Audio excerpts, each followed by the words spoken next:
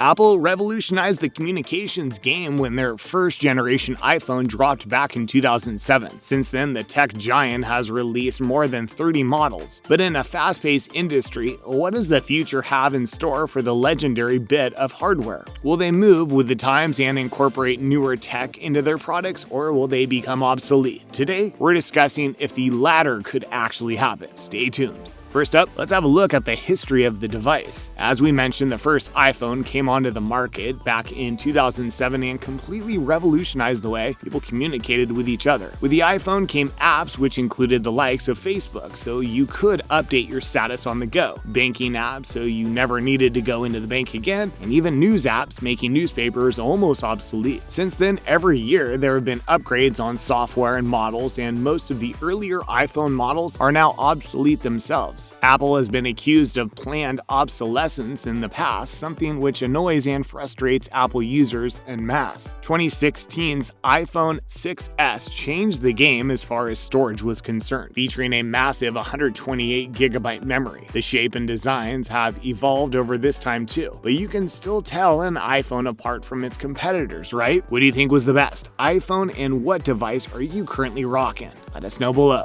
So what has this expert had to say about the future of one of the world's most beloved devices? Stay tuned to find out. Ming-Chi Kuo, who is one of the world's foremost experts on Apple tech, has had his say on where he sees the handset in the future, and it's not good reading for fans of the device. He predicts that as the world moves more towards AR, augmented reality, and VR products, we'll see the demise of the legendary iPhone. He's claimed that over the next 10 years or so, the world's largest producer of big tech will begin to phase out the traditional device. He goes even further by pinpointing an exact date of when we will no longer be able to buy the phones, claiming that by 2032 will no longer be on sale. What? AR gives users the ability to overlay images, games, videos, whatever really, onto the real world around you. Sounds dangerous already. Do we not remember the unbelievable amount of people who would walk out onto busy roads to capture a Pokémon when Pokémon Go first came out? Insane. Kuo has suggested that to access the tech, you'll have to wear a device, maybe glasses of some sort, and it would seem his predictions might just be correct. As we know, all the big companies such as Google, Facebook, and Apple are currently experimenting with augmented reality. Kuo explained Apple's vision to rival their competitors. Currently, there are more than 1 billion active iPhone users. If Apple's goal is to replace the iPhone with AR in 10 years, it means Apple will sell at least 1 billion AR devices in 10 years. Crazy.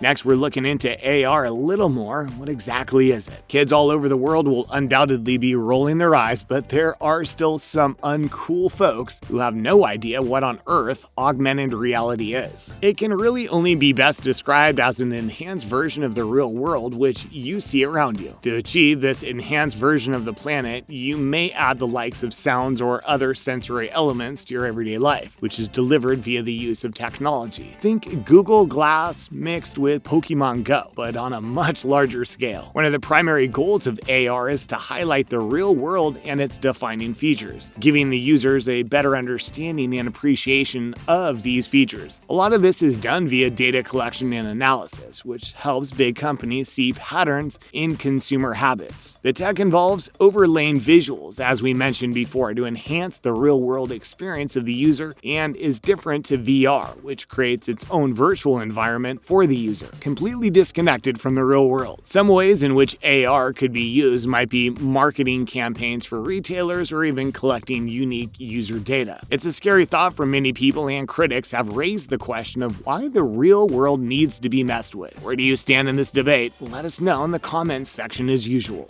Let's dig a little deeper. How can we understand AR better? Many people have said that AR is a little more than a fancy marketing tool of the future, but surely there's a little more to it than that, and there's evidence that the general public are beginning to expect it and can see its worth during their purchasing process. Some retail companies are already using the tech, and the punters seem to love it. One example of how AR is used in the retail sector is with catalog apps. All the user or potential buyer has to do when shopping for furniture, for example, is select a product they're interested in and then point the camera at the room they'd like to have it in. The product will appear in the foreground. It's a great gimmick, to be fair, but it seems like that might be all that it is at this point. No doubt the big companies will improve on this, and it'll still early days for the technology, but the potential is definitely there. Proponents of the tech have also said how it could help benefit the health sector. For example, there have been early prototypes aimed at health professionals to help them in their training. One such idea would be an app that allows the user to see detailed images of the body and its systems in 3D when they hover the device over a specific part of the body. Creepy or genius? You decide, let us know what you think. Some more Apple news now, starting with the Apple iPad Pro 2022. Stay tuned. Amongst the rumored devices Apple are set to launch next year are two new iPad Pro models, and we can reveal a couple of little details about the upcoming iPad Pro early in 2022. Apparently, according to a report from a Chinese publication, the new model will include narrower frame and the screens will be more like the newer MacBook Pro models.